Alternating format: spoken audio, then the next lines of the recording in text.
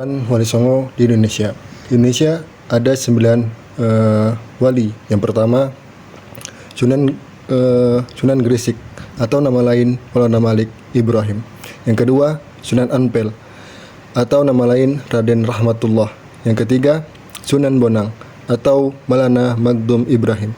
Yang keempat Sunan Kalijaga atau Raden Mas Sahid. Yang kelima Sunan Giri atau Raden Ainul Yakin. Yang keenam Sunan Derajat atau Raden Qasim. Yang ketujuh Sunan Kudus atau Raden Ja'far Shadiq. Yang kedelapan Sunan Muria atau Raden Umar Said. Yang kesembilan Sunan Gunung Jati atau Raden Syarif Hidayatullah.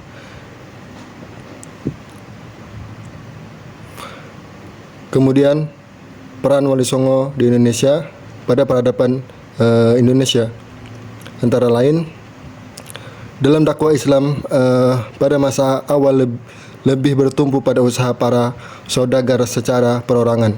Namun ketika mereka telah berhasil masuk ke pemangku kebijakan atau kerajaan, dakwah Islam berkembang sangat pesat.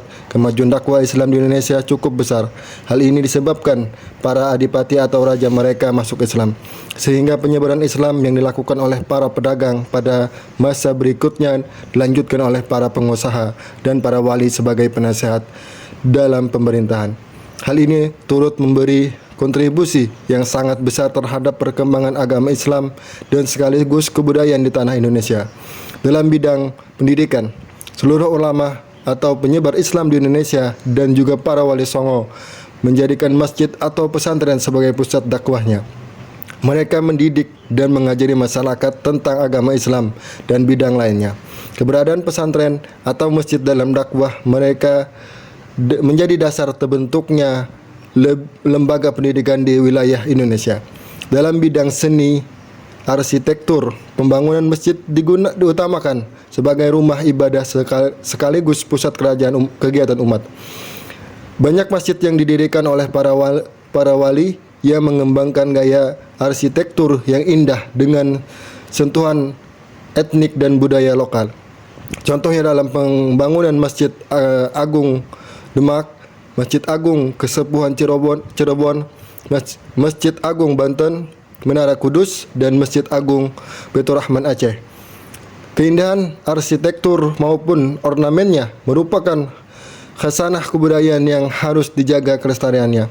Lebih dari itu, sentuhan budaya setempat menjadi kehadiran masjid dalam dapat diterima oleh masyarakat tanpa terjadi penolakan atau gejolak sebagai akibat adanya transisi ke agama baru. Dalam bidang seni dan budaya, para wali ulama dan mubalik mampu membangun keharmonisan antara budaya atau tradisi lama dengan ajaran Islam. Kita mengenal di tanah Jawa kesenian wayang yang berdasar cerita Hindu Ramayana dan Mahabharata.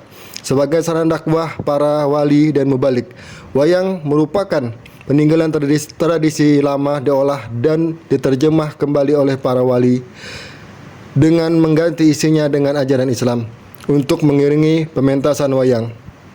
Kita kenal gamelan dan genting. Di samping seni yang memadukan dua unsur budaya, kita juga mengenal masuknya seni budaya Islam Timur Tengah ke tanah air seperti rebana dan qasidah. Kemudian bidang kebudayaan. Adat istiadat yang berkembang di Indonesia banyak terpengaruh oleh peradaban Islam. Di antaranya adalah ucapan salam kepada setiap kaum muslim yang dijumpai atau penggunanya dalam acara-acara resmi pemerintah. Misalnya, presiden kita jika ingin berbicara baik di dalam forum resmi atau tidak, selalu menggunakan ucapan salam berupa kalimat Assalamualaikum warahmatullahi wabarakatuh. Dan banyak lagi yang lainnya. Hal ini menandai adanya pengaruh adat istiadat Islam dalam kehidupan masyarakat dan bangsa Indonesia. Pengaruh lainnya adalah berupa ucapan kalimat penting dan doa untuk yang merupakan pengaruh dari tradisi Islam yang lestari. Misalnya ucapan bismillah ketika akan melakukan sesuatu pekerjaan, juga bacaan alhamdulillah dalam setiap nikmat. Demikian pula dalam bidang politik. Ketika kerajaan Islam mengalami masa kejayaan, banyak sekali unsur politik Islam yang berpengaruh dalam sistem politik pemerintahan kerajaan-kerajaan Islam. Misalnya tentang konsep khalifatullah fil ardi dan zikrullah fil ardi. Kedua konsep ini diterapkan pada pemerintah Kerajaan Islam Aceh Darussalam dan Kerajaan Islam Mataram. Di samping itu, pada tata kota wilayah Indonesia banyak mengadaptasi sistem tata kota Islam yang memadukan antara keraton sebagai tempat aktivitas pemerintahan, masjid sebagai tempat ibadah, pasar sebagai pusat ekonomi masyarakat, dan alun-alun sebagai tempat berkumpulnya masyarakat.